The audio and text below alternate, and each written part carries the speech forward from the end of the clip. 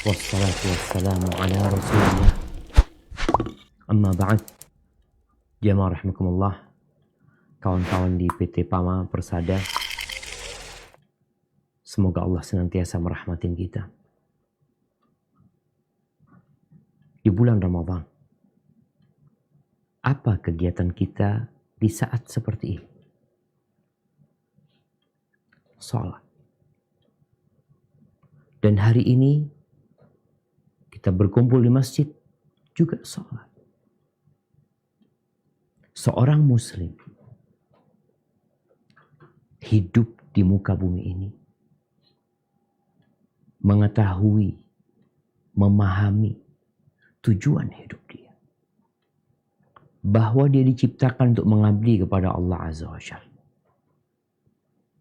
Dia tidak hanya mengenal Allah di bulan Ramadan.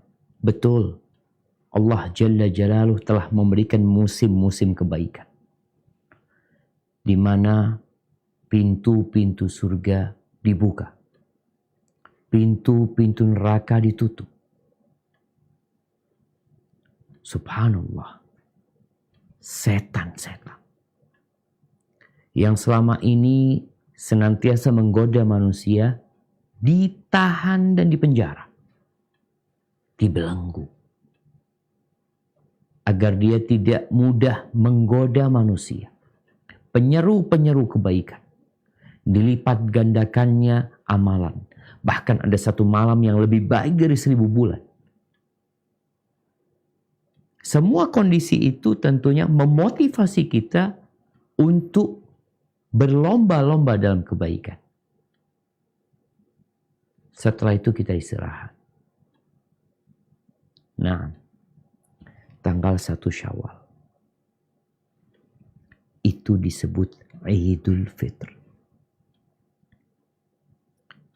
Hari untuk kembali berbuka. Nggak boleh puasa hari itu. Bahkan hari itu hari bersenang-senang, bertakbir mengingat Allah Azza wa Jalla. Namun setelah itu, kembali. Kita terus beramal. Nggak boleh kendor. Jadi kalau bicara kenapa kita nggak boleh kendor? Kenapa kita harus terus bersemangat?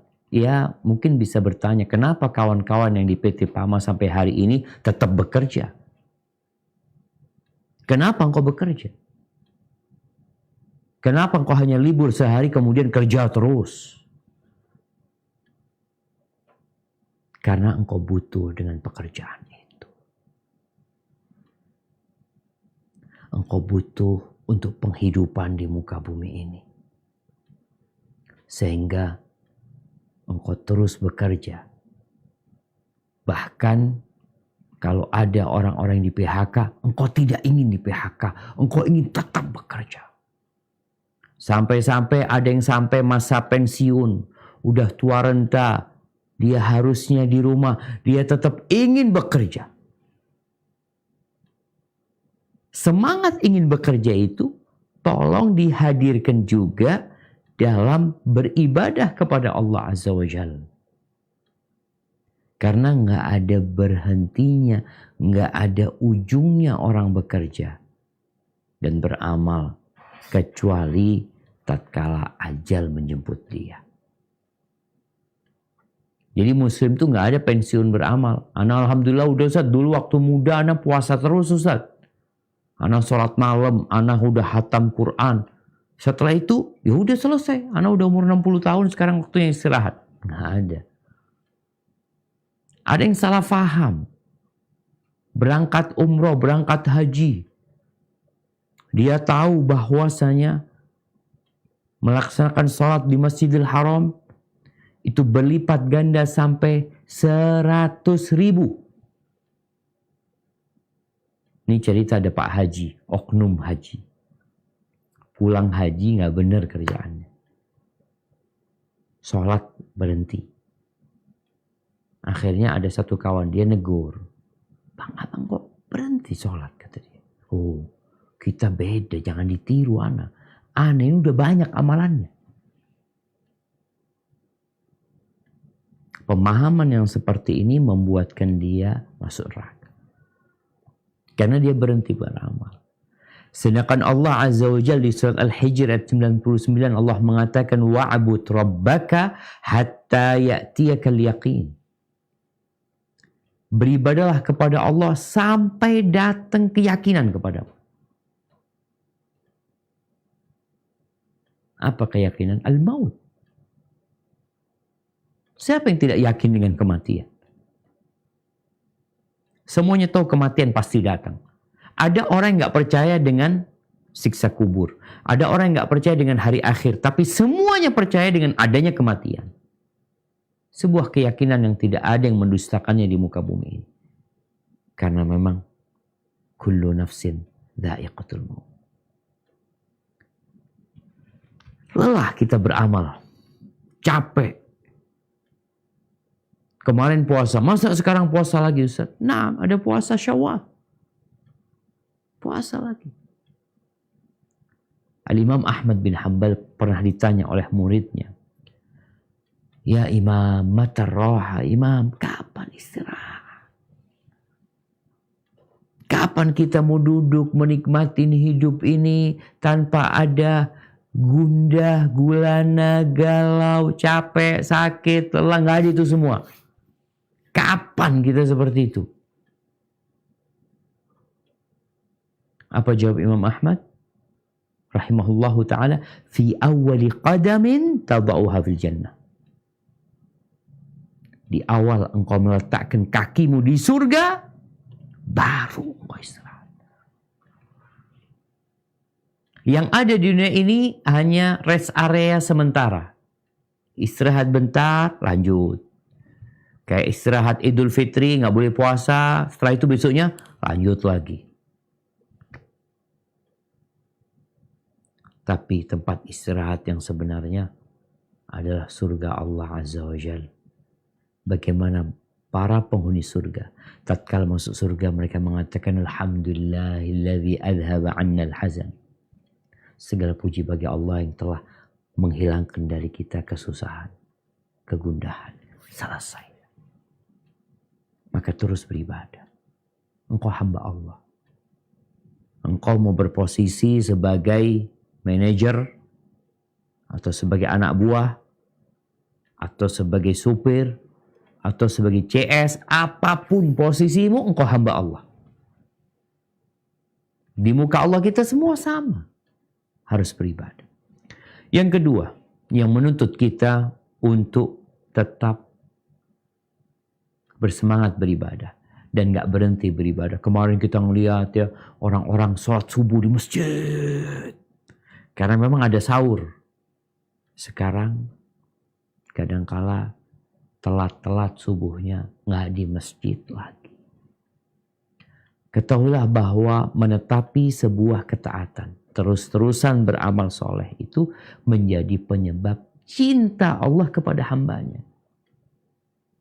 Siapa yang tidak ingin dicintai oleh manajer? Semua kepingin. Padahal manajer ya bisa jadi pensiun nanti juga. Manajer juga manusia biasa yang bisa sakit, yang bisa mati. Kenapa kita tidak mencari cinta Allah? Cinta Allah itu bukan diraih dengan beramal sesaat. Tapi diraih dengan bersungguh-sungguh beramal tanpa henti. Dalam hadis riwayat Bukhari, Rasulullah sallallahu alaihi wasallam bersabda, qala Allahu azza wa jalla. Allah berfirman. Apa kata Allah? Tentang bagaimana kecintaan dia kepada hambanya. Man adali waliyan faqad adzantuhu bil harb. Barang siapa yang memusuhi kekasihku, maka aku mengumumkan perang sama dia. Siapa yang tidak ingin jadi kekasih Allah? Kita sering dengar istilah waliullah. Oh fulan waliullah. Fulan waliullah. Dari mana kau tahu fulan waliullah? Nih, simak firman Allah dalam hadis qudsi. Wa ma taqarraba ilayya 'abdi bi syai'in ahabba ilayya mimma aftaradtuhu alaih. Tidaklah hambaku mendekatkan dirinya kepada aku dengan amalan yang lebih aku cintai daripada yang aku wajibkan. Jadi kalau ingin menjadi waliullah, ingin meraih cinta Allah, yang wajib kerjakan.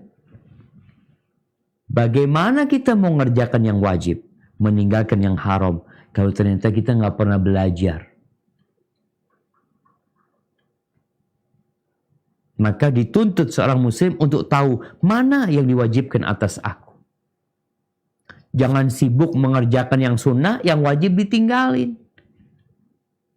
Setelah yang wajib dikerjakan, wa ma yazalu 'abdi yataqarrabu ilayya bin nawafil hatta uhibba. Dan hambaku ini enggak berhenti beramal. Setelah yang wajib dia kerjakan, dia terus mendekatkan dirinya kepada aku dengan yang sunnah-sunnah. Dengan yang anjuran-anjuran. Hatta uhibbahu. Sampai aku cinta sama dia. Kalau Allah sudah cinta sama hambanya, Allah tuh panggil Jibril. Allah katakan kepada Jibril, ya Jibril, inni uhibbu fulana. Fa'ahibba. Wahai Jibril, aku cinta kepada fulan, kau cintai fulan. Fa'ahabbahu Jibril. Maka Jibril cinta sama nih orang. Kemudian Jibril menyeru kepada penghuni langit. Mengatakan kepada mereka, innallaha ahabba fulanan. Disebutkan namanya. Allah sudah cinta sama fulan. Fa'ahibbuh. Kalian cintai fulan. Semua penghuni langit cinta sama fulan. Thumma wudi'a lahul qabul fil ardh. Orang ini jadi diterima. Orang-orang soleh mencintai dia. Orang-orang baik mencintai dia. Orang jahat ya tetap gak suka sama dia. Kalau Allah cinta sama engkau, engkau akan diselamatkan dari dosa. Engkau tidak akan dibiarkan duduk di tempat-tempat kemaksiatan. Kata Allah sendiri dalam hadis qudsi ini, kuntu sam'ahu alladhi yasma'u bihi. Aku akan menjadi pendengarannya yang dengannya dia mendengar. Wa basarahu alladhi yubsiru bihi. Aku akan menjadi pandangannya yang dengannya dia memandang. Dia tidak akan memandang kecuali apa yang diridhai Allah Azza wa Jalla. Wa rijlahu allati yamshi biha. Aku akan menjadi kakinya yang dengannya dia berjalan. Wa yadahu allati yabtishu biha. Aku akan menjadi tangannya yang dengannya dia menyentuh. Enggak akan dia mencuri. Orang kalau sudah cintain Allah, Allah akan jaga. Bagaimana Nabi Yusuf alaihissalam ketika diajak berzina oleh Zulaikha, dikejar Nabi Yusuf. Ada perasaan Nabi Yusuf, ada. Allah sebutkan. Falamma hammat bihi wa hamma biha. Ketika Zulaikha bernafsu dengan Nabi Yusuf. Dan ada di diri Nabi Yusuf perempuan. Cantik. Tapi Allah selamatkan.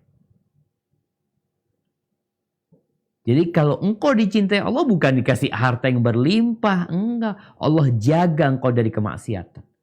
Allah tetapkan engkau dalam ketaatan. Dimanapun kau berada.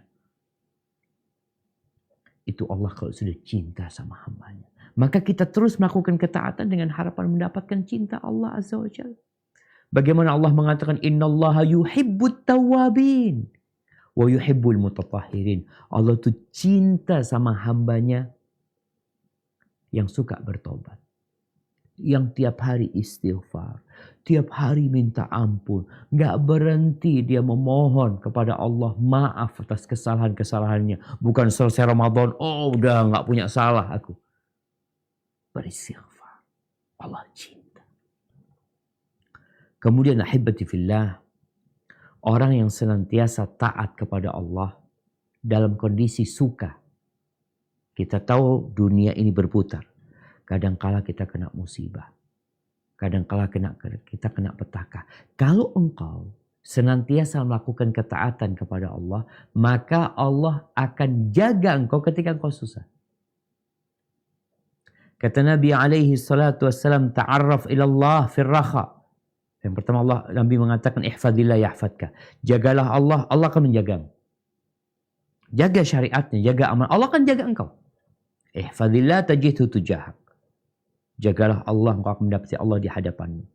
Kemudian ta'arraf ilallahi fir raha ya'rifka fi syiddah. Kenalkan dirimu kepada Allah ketika engkau senang. Sebagian orang kenal Allah ketika susah.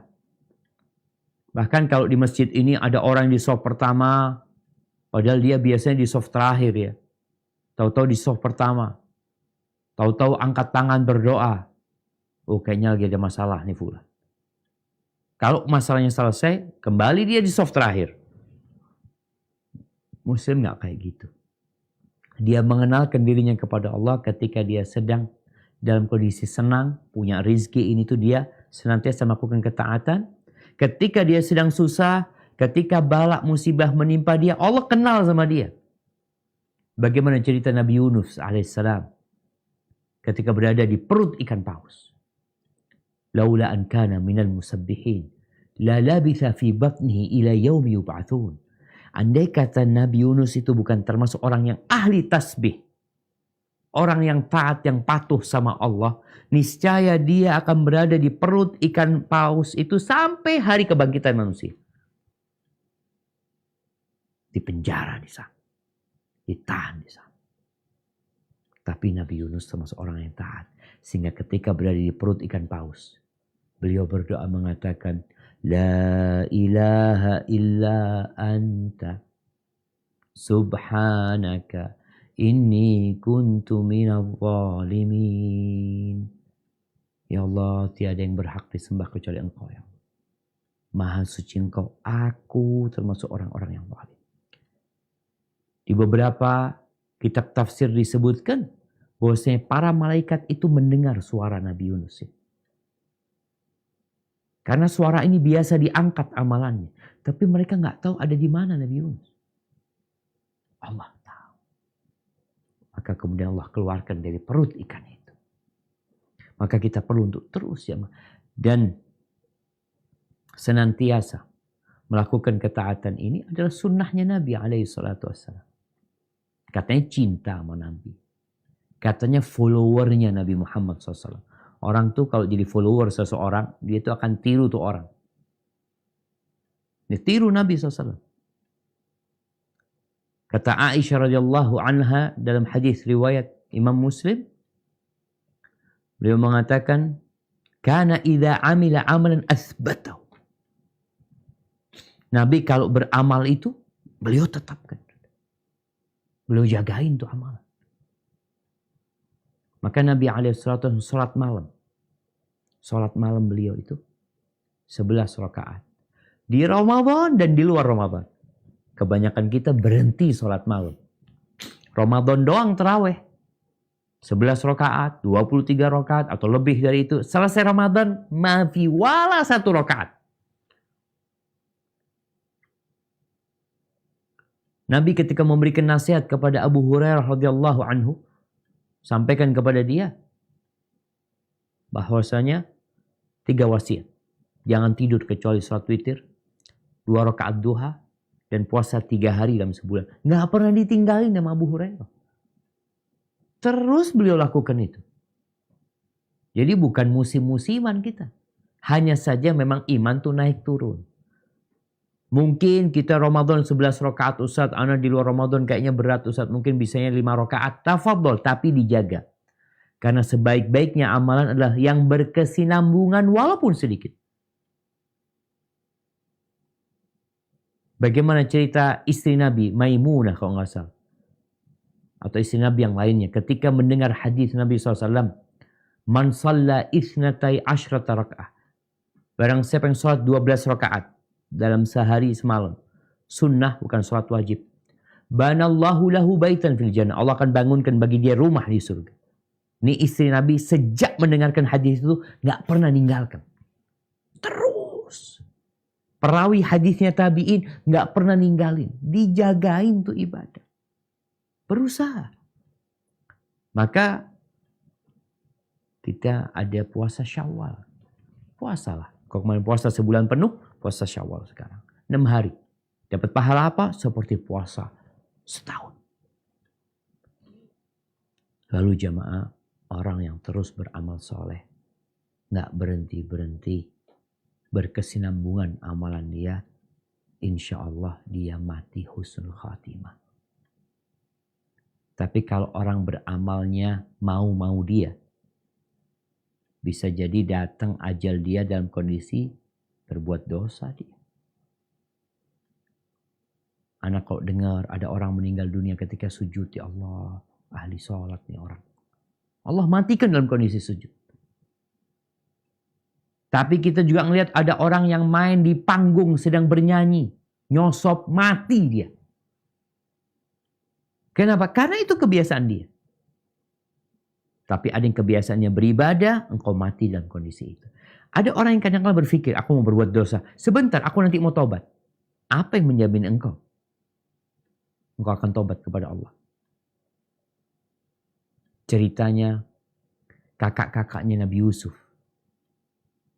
Ketika mereka bermusyawarah, berkonspirasi untuk memisahkan Nabi Yusuf dari orang tuanya. Kata mereka, sudah kita berbuat ini, nanti kita tobat jadi orang-orang soleh nanti kita.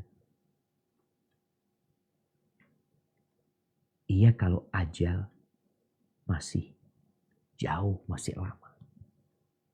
Kalau tidak, mati dalam kondisi berbuat zina. Ada yang mati di atas perempuan, na'udzubillah.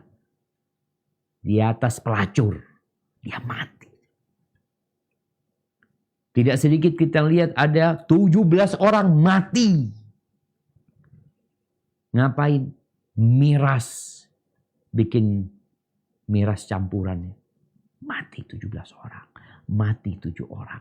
Mati 4 orang. Na'udzubillah. Orang itu kelak akan dibangkitkan sesuai dengan apa yang dia amalkan. Maka berusahalah untuk mati di atas ketaatan. Ahibati fillah, apa sekarang caranya supaya kita bisa terus bersemangat, nggak kendor?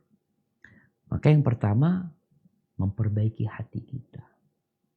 Apa sih isi hati kita? Ini teman-teman di PAMA semua tahu isi hatinya dia apa. Isinya dunia, ambisi dunia. Atau isi hatimu akhirat. Orang kalau isinya dunia, maka dia akan semangat cari dunia. Dia nggak pernah telat. Fulan Masya Allah. Nggak pernah telat. Sampai ada cerita kawan di Probolinggo, dia punya anak buah, Masya Allah nih Ustaz. Ini orang Ustaz kerjanya bagus sekali Ustaz. Tapi sayang dia nggak sholat. Akhirnya berapa tahun kerja sama anak, dia dipengaruhi salah satu kawannya yang juga kerja sama anak, keluar. Sekarang hidupnya gak jelas karena kawan yang membawa dia juga bangkrut, habis harta. Karena ambisinya dunia. Dan orang kalau sudah isi hatinya dunia, segala cara akan dia halalkan. Untuk mendapatkan dunia dia. Maka perhatikan hati kita. Rasulullah SAW mengatakan, ala wa inna fil jasadi mudghah. Di tubuh manusia itu ada segumpal daging. Kita tahu nih hadis. Faham. Oh iya Ustaz. Kalau benar tuh organ semuanya benar. Kalau rusak semuanya rusak. Ala wahiyal qalb. Jantung. Jantung. Bagaimana memperbaiki hati? Yang pertama, dengan memakmurkan hati itu dengan amal soleh. Dengan amal-amal yang cintai Allah. Jadi amalan itu bukan cuma amalan raga. Salat, Allahu Akbar. Kita bergerak, rukuk, sujud. Tapi ada amalan hati. Yang kita kurang peduli kadang-kala. Apa amalan hati itu? Syukur. Syukur itu dengan lisan. Dengan raga. Tapi yang paling utama dengan hati terlebih dahulu. Meyakini kalau pemberian Allah itu jauh lebih banyak daripada musibah yang menimpa kita. Yang kedua, rasa takut kepada Allah. Itu juga amalan hati. Ramadan kita dididik untuk senantiasa merasa diawasin. kita nggak makan, nggak minum, tanpa ada satupun manusia yang melihat kita. Maka dapatlah kita rasa takut sama Allah itu ya, merasa diawasi. Kemudian amalan hati itu cinta sama Allah ya, rasa harap kepada Allah, ikhlas. Itu amalan hati. Maka kalau engkau ingin terus istiqomah, hatinya diperhatikan. Bukan cuma sholatnya yang rajin. Anak akan rajin terus. Anak puasa sunnah. Anak akan jaga sholat anak. Sebelum itu hatinya dahulu yang dijaga. Kemudian bersihkan hati. Ini yang kedua. Menjaga hati itu tadi dengan memenuhinya dengan amalan-amalan hati yang cinta Allah. Yang kedua membersihkan hati dari akhlak-akhlak buruk. Riya, iri, dengki, dendam, bergantung kepada selain Allah. Kawan-kawan coba dilihat hati. Biasanya di satu pekerjaan itu berpotensi menimbulkan iri, dengki, dendam. Kalau ada itu sulit engkau akan istiqomah. Kenapa? Karena engkau mikirkan diri sendiri. Mikirkan urusan dunia. Lihat fulan ya diangkat. Sakit hati. Lihat fulan motornya baru. Sakit hati. Rasul SAW ketika menyebutkan penghuni surga itu. Kullu mahmumil qalbi saduqil lisan. Semua orang yang mahmumul qalb. Saduqul lisan. Lisannya jujur. Sahabat mengatakan, ya Rasulullah, kalau saduqul lisan, orang yang jujur kita tahu. Tapi apa makna mahmumul qalb? Yang hatinya mahmum. Maka beliau alaihissalatu wassalam mengatakan, kullu taqiyyin naqi. Semua orang yang bertakwa, yang bersih. Yang hatinya la ghilla fi. Nggak ada dendam, nggak ada hasad, nggak ada dosa, nggak ada iri, nggak ada dengki. Bersih tuh hati. Baru engkau akan istiqamah. Maka perhatikan hatimu. Kebanyakan kita memperhatikan penampilan. Dia kalau bercermin yang dilihat wajahnya. Yang dilihat tubuhnya. Allah nggak ngelihat kepada wajah. Innallaha la yanzuru ila suwarikum. Allah nggak ngelihat kepada harta yang kau milikin. Tapi yang Allah lihat, wa innama yanzuru ila qulubikum wa a'malikum. Yang dilihat itu hati dan amalannya.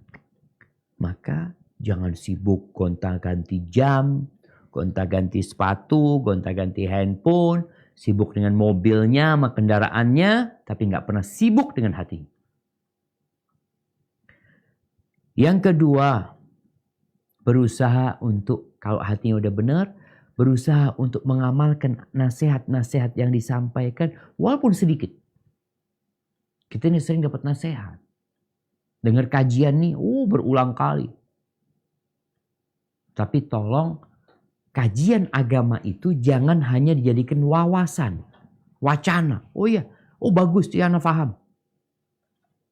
Dapat ceramah tentang fadilah sholat duha, paham. Dapat ceramah tentang fadilah membaca subhanallah, alhamdulillah, Allahu akbar. Tapi nggak diamalin. Amalkan walaupun sedikit. Rasulullah SAW mengatakan, wa inna ahabbal a'mali ilallah ma dawama alaihi wa in qalla. Rawahun Nasai. Sesungguhnya termasuk amalan yang paling dicintai Allah adalah yang dikerjakan terus menerus. Walaupun sedikit. Ini anak kasih amalan. Amalan ini diberikan oleh Nabi alaihi salatu wassalam kepada putri dan menantunya. Kepada Ali bin Abi Thalib dan Fatimah binti Muhammadin sallallahu alaihi wasallam. Apa amalannya? Agar sebelum tidur untuk membaca subhanallah 33 kali. Alhamdulillah 33 kali. Allahu Akbar 34 kali. Lalu Nabi alaihi salatu wasallam mengatakan itu lebih baik dari apa yang kalian pinta. Fatimah sama Ali ini mau minta pembantu sama Nabi SAW. Tapi dikasih amalan. Jaga. Bagaimana Ali mengamalkan amalan ini? Ali bercerita. Ali pernah ditanya, apakah engkau awal-awal dia cerita bahwasanya aku terus mengamalkan amalan ini. Akhirnya ada yang bertanya, ya Amirul Mukminin, engkau mengamalkan itu Lailatul Siffin, pada malam peperangan Siffin. Ini peperangan fitnah ya antara umat Islam dengan umat Islam. Ditanya, apakah engkau juga mengamalkan itu pada malam perang itu? Kata Ali, nah, jaga. Maka kalau kita lihat, itu amalan sebelum tidur. Puasa sunnah, jaga.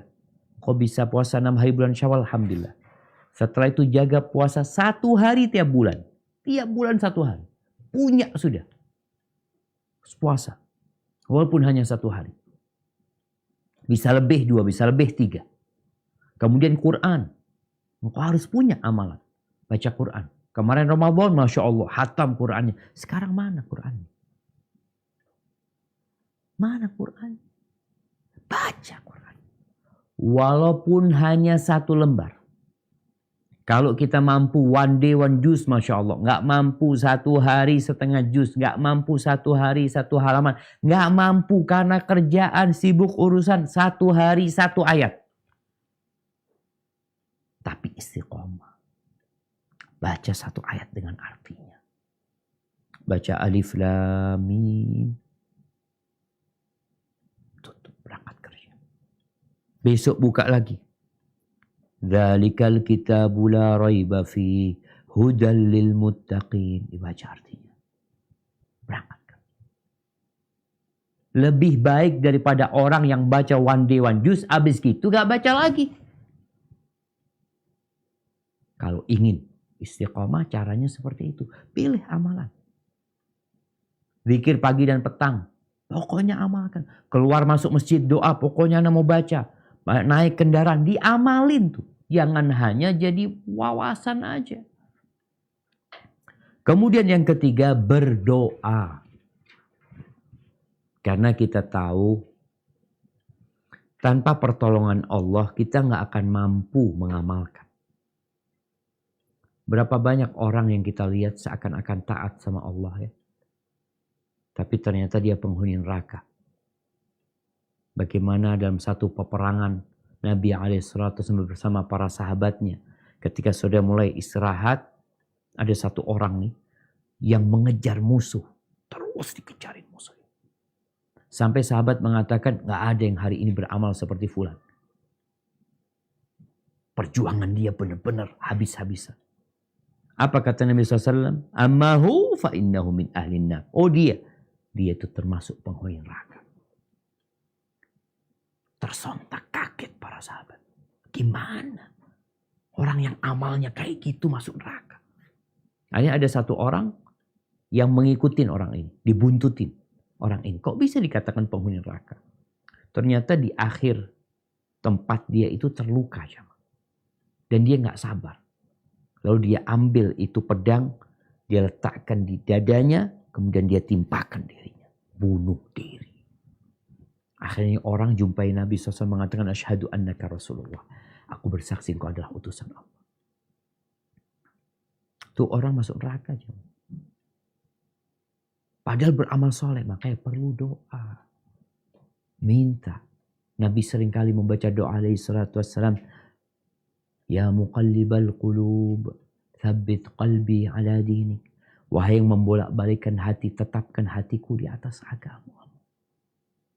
Doanya orang-orang soleh tuh bukan cuma minta uang, minta harta. Baca di surat Ali Imran ayat 8. Mereka berdoa, Rabbana la tuzigh qulubana ba'da idh hadaitana wa hab lana min ladunka rahmah innaka antal wahhab. Ya Allah, jangan palingkan hati kami setelah Engkau memberikan hidayah kepada kami. Jangan sampai. Dan berikan rahmat ya Allah. Karena tanpa rahmat Allah gak bisa kita jadi orang benar ya. Engkau maha pemberi. Maka berdoa terus.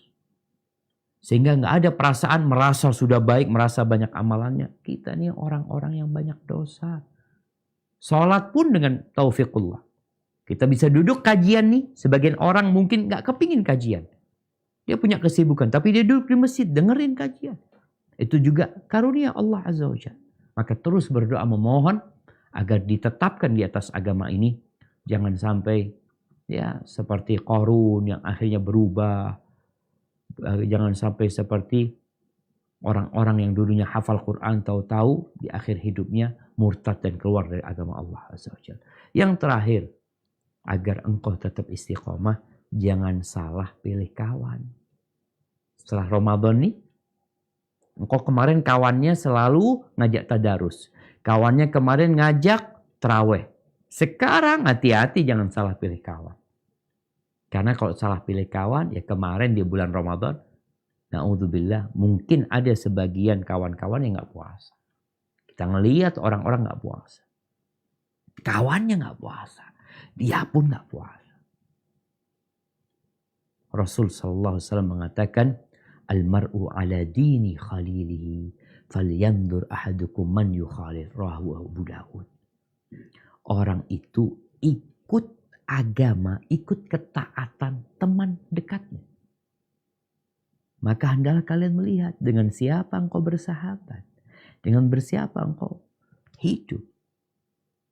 Kalau kawannya soleh pas waktu adzan, ayo udah adzan gitu loh. Diingatkan. Sibuk main handphone, diingatkan. Kau udah baca Quran belum hari ini? Aku lihat engkau main game aja dari tadi. Kawannya baik. Tapi kalau kawannya sama kayak dia, ya udah. Dia akan membiarkan, bahkan akan mengajak kepada kemaksiatan. Ahibati fillah, semoga apa yang kita kaji hari ini memotivasi kita untuk jadi lebih baik dan ingat beribadah kepada Allah sampai kematian datang menyebut kita. Anda kembalikan ke moderator untuk masuk ke sesi tanya jawab. Barakallahu fikum. Terima kasih Ustaz. Mohon maaf tadi saya lupa menyebutkan waktunya karena memang terus terang agak tegang ini Ustadz Syafiq bertemu dengan antum karena saya juga sering mendengar di YouTube. Oke, untuk menghemat waktu kami buka sesi tanya jawab. Yang pertama, silakan kalau ada bapak-bapak yang ingin bertanya langsung dengan Ustadz Syafiq.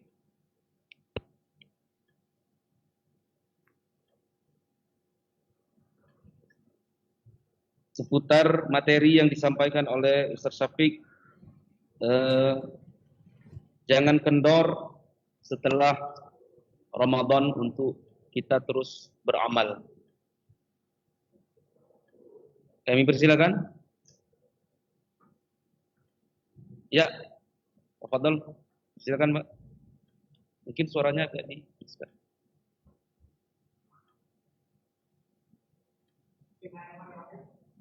Agak maju aja nggak apa-apa, Pak.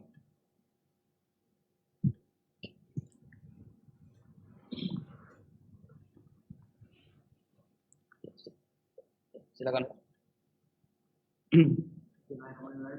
Pak, saya mau bertanya Pak, terkait dengan bagaimana tips dan triknya untuk selalu menjaga hati.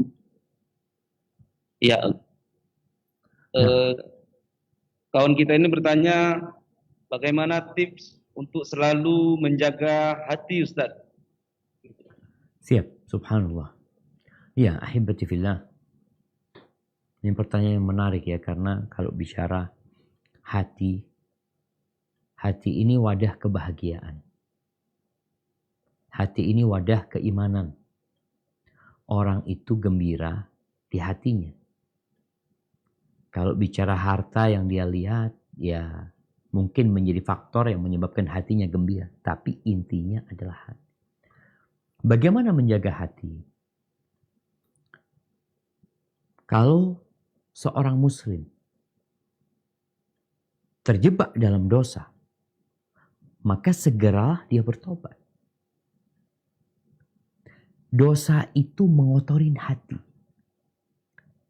Kata Rasul sallallahu alaihi wasallam, "Idza adnabal 'abd, idza adnaba 'abdun, nukita fi qalbi nuqta sauda."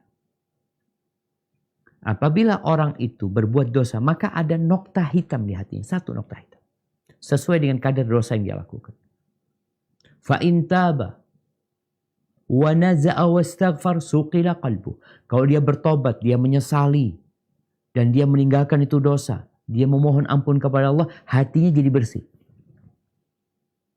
Maka istighfar termasuk yang membersihkan hati. Perbanyak istighfar. Fa'in ada adat. Kalau dia kembali berbuat dosa, kembali itu nokta hitam. Kalau dia nambah dosanya, nambah lagi nokta hitam. Jadi ada orang-orang yang kadang-kala sulit dikasih nasihat. Anak udah kasih nasihat. Berulang kali anak sampaikan. Tapi tetap aja dia. Masalahnya hatinya kadang-kala udah tertutup. Bahkan ada hati yang kebalik jamaah. Seperti mangkok yang kebalik, engkau siramin air berapa banyak. Satu tangki 5.000 liter engkau siramkan ke sana nggak masuk tuh. Maka caranya adalah dengan memperbanyak istighfar, memohon ampun kepada Allah Azza wa Jalla. Yang kedua, tadi kita perlu memenuhi hati kita dengan syukur, dengan amalan-amalan kebaikan berdasarkan dengan hati. Syukur. Dengan cara melihat kepada orang yang di bawah kita. Kita kalau sering melihat yang di atas kita, apalagi kalau kerjanya jalan-jalan ke mall, lihat ini, Masya Allah. Lihat mobil-mobil mewah, berangkat ke rumah kawannya, lihat rumah kawannya lebih bagus dari rumah dia. Maka biasanya dia akan terkena penyakit hasad, iri, dengki, dan tidak bersyukur sama Allah Azza wa Jalla. Terus caranya gimana? Nabi alaihi salatu wasallam memberikan arahan kepada kita, unzuru ila man huwa asfala minkum. Lihatlah kepada yang di bawah kalian. Ini dalam urusan dunia. Lihat kepada yang di bawah kalian. Wala tanzuru ila man huwa fawqakum. Kalian jangan melihat kepada yang di atas kalian. Fa innahu ajdaru an la tazdaru ni'matallah alaikum. Karena hal itu akan lebih pantas buat kalian untuk tidak meremehkan nikmat yang Allah berikan kepada kalian. Kita nih, kalau kita naik motor, lihat orang yang naik mobil, Masya Allah. Kita akan bertanya, kapan anak punya mobil? Susah hidup anak, bertahun-tahun kerja di Pama naik motor terus. Kalau engkau punya mobil, mobilnya Avanza, ngelihat kawannya punya mobil Fortuner, dia akan mengatakan, kapan aku punya mobil Fortuner? Kalau dia punya Fortuner, kemudian dia melihat kawannya, subhanallah, pakai mobil Alphard, dia akan mengatakan, ya Allah, kapan punya Alphard? Yang punya Alphard, ngelihat kawannya punya jet pribadi, dia kata, ya Allah, kapan aku punya jet pribadi? Hatinya akan senantiasa susah. Nggak pernah bahagia dalam kehidupan ini. Tapi kalau ngelihat kepada yang di bawahnya, maka hatinya akan bersih, akan bersyukur kepada Allah. Ketika dia punya sepeda, dia mengatakan, alhamdulillah ya Allah dikasih sepeda, aku ada orang-orang yang jalan kaki. Ketika engkau berjalan kaki, bagaimana agar engkau bersyukur kepada Allah, menjaga hatimu? Lihat kepada yang lumpuh, yang harus naik kursi roda. Bukankah Allah berikan kenikmatan kepadamu? Jadi untuk menjaga hati itu, salah satunya dengan cara tadi, berbanyak istighfar, memohon ampun kepada Allah, lalu melihat kepada yang di bawah kita, tidak melihat kepada yang di atas kita. Hadza wallahu a'lam bishawab. Jazakallahu khair Ustaz. Mungkin mudah-mudahan sudah bisa menjawab tips-tips untuk menjaga hati yang disampaikan oleh Ustaz Syafiq tadi. Yang pertama itu memperbanyak istighfar. Kemudian yang kedua, kita melihat nikmat yang telah diberikan Allah ini di bawah dengan orang yang di bawah kita, jangan melihat orang yang di atas kita. Baik, terima kasih. Mungkin kami buka karena waktu kita sampai dengan jam 13.15 menit. Masih ada waktu 6 menit lagi, kami buka satu pertanyaan lagi. Kami persilakan.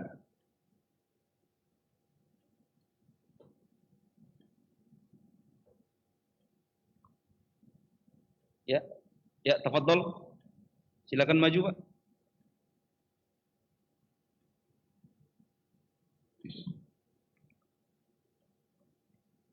Ya, tafadhol. Waalaikumsalam warahmatullahi wabarakatuh. Ini bagaimana cara kita mengobati hati yang sudah tidak lagi diberi nasihat itu, tidak mampu lagi dinasihati, tetap berulang-ulang, Ustaz. Ini. Ya, ya baik Ustaz. Kawan kita bertanya bagaimana cara menasehati orang yang hatinya sudah apa ya, sudah tidak bisa lagi begitu karena hatinya sudah mungkin sudah gelap, seperti yang dikatakan oleh Ustadz tadi, karena sudah banyak noda.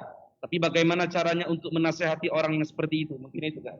Nah, Itu Ustadz ya. iya jemaah. Tugas kita itu hanya menyampaikan. Allah Azza wa Jalla mengatakan kepada nabinya tentang orang-orang kafir ya. Sawa'un alaihim a'andartahum am lam tundirhum la yu'minun. Sama aja buat engkau. Engkau mau kasih nasihat mereka, nggak kasih nasihat mereka, mereka tetap nggak beriman. Tetap aja. Kenapa? Khatamallah ala qulubihim. Allah sudah menutup hati mereka. Wa ala sam'ihim. Pendengaran mereka juga ditutup. Wa ala absarihim ghishawa. Matanya juga ada penghalang. Makanya sulit. Tapi nggak ada kata putus asa. Oleh karena itu Nabi kita alaihi salatu wassalam dihibur sama Allah. Bagaimana menghadapi kaumnya. Yang akhirnya kaumnya itu mengusir Nabi alaihi salatu wassalam. Berkonspirasi untuk membunuh Nabi alaihi salatu wassalam. Apa yang Nabi lakukan? Berdoa. Buat mereka. Ketika beliau pulang dari Taif. Beliau alaihi salatu wassalam itu dalam kondisi terluka. Datang malaikat Jibril bersama malaikat penjaga gunung. Lalu malaikat penjaga gunung itu mengatakan, wahai Nabi Muhammad SAW, kalau engkau mau, aku akan timpakan dua gunung ini kepada penduduk Mekah atau penduduk Taif. Kau tinggal perintahkan selesai. Nabi mengatakan, enggak. Padahal dia nggak bisa kasih tahu orang-orang itu. Arju an yukhrijallah min aslabihim man ya'budullah. Aku berharap keluar dari sulbi-sulbi mereka manusia-manusia yang mentauhidkan Allah Azza wa Jalla. Artinya harapan doa itu tetap ada. Jadi kalau kita ngasih nasihat sulit, kita berdoa. Memohon buat orang itu. Bagaimana doa Nabi SAW buat Umar bin Khattab dan Abu Jahal. Beliau mengatakan, Allahumma aizzal Islam sallallahu alaihi wasallam. Ya Allah, muliakan Islam ini bi ahabbir rajulaini ilaik. Dengan satu orang yang lebih kau cintai dari dua orang ini. Umar bin Khattab atau Amr bin Hisham. Ternyata yang Allah lebih cintai Umar bin Khattab. Masuk Islam. Padahal udah jangan ditanya bagaimana Umar bin Khattab. Kemudian pernah datang kepada Nabi SAW Tufail bin Amr ad-Dawsi. Dia itu diutus sama Nabi itu mendakwain kaumnya. Dia datang ke Madinah. Awalnya dia itu beriman di Mekah. Sampai Nabi hijrah. Ketika Nabi hijrah dia datang ke Madinah. Mengatakan, ya Rasulullah, aku udah capek mendakwain Daus. Qabilah Daus. Inna Dausan qad abad wa bagat. Enggan mereka untuk beriman. Mereka telah melampaui batasan mereka. Ud'ullaha alaihim. Ya Allah, wahai Rasulullah, doakan agar Allah membinasakan mereka. Nabi angkat tangan berdoa. Itu ada gumanan di antara para sahabat. Halakat Daus. Binasa Daus. Nabi berdoa mengatakan, Allahumma hdi Dausan wa'tini bihim. Allahumma hdi Dausan wa'tini bihim. Ya Allah, berikan hidayah kepada Daus. Dan datangkan mereka ke sini. Subhanallah, satu kampung masuk Islam. Dan datang ke Madinah. Disebutkan 70 kakak mereka. 70 rumah. Datang ke Madinah. Maka menghadapi orang-orang yang seperti itu, ya kita doakan. Nanti, subhanallah, ya terserah Allah sudah. Nasihat tetap diadakan. Kadang-kala orang itu kena bencana, sakit. Akhirnya ketika sakit dia jadi sadar. Hatinya lembut, mudah dikasih nasihat. Juga mungkin kita bisa bawa dia ziarah kubur agar ingat kematian. Kita ajak dia ke ruang-ruang ICU ya, tempat-tempat orang-orang tabrakan ini itu, agar dia hatinya jadi lembut dan mudah menerima nasihat. Tapi jangan berhenti mendoakan orang-orang itu. Hadza wallahu a'lam bishawab, itu yang bisa saya sampaikan pada kesempatan kali ini. Kurang lebihnya mohon maaf karena waktunya memang nggak panjang. Teman-teman pada harus lanjut kerja. Anda kembalikan ke moderator. Jazakumullah khair. Jazakumullah khairan katsiran Ustaz. Terima kasih para jamaah sekalian. Kita telah mendengarkan penyampaian materi yang telah disampaikan oleh Al-Mukarram Al-Ustaz Dr. Syafiq Riza Basalama MA. Mudah-mudahan apa-apa yang telah disampaikan oleh beliau akan menjadikan ilmu bagi kita untuk kita beramal dalam kehidupan kita sehari-hari, dan kita terus untuk jangan kendor beramal setelah kita menyelesaikan bulan suci Ramadan ini. Mohon maaf Ustaz, di sini agak karena hujan mungkin suaranya agak kurang jelas. Masya Allah. Allahumma sayyiban nafi'an. Terima kasih banyak Ustaz. Barakallahu fiik. Mengambil barokah dan rahmat dari Allah Subhanahu wa taala. Mari kita tutup kajian kita ini dengan sama-sama melafazkan lafaz hamdalah.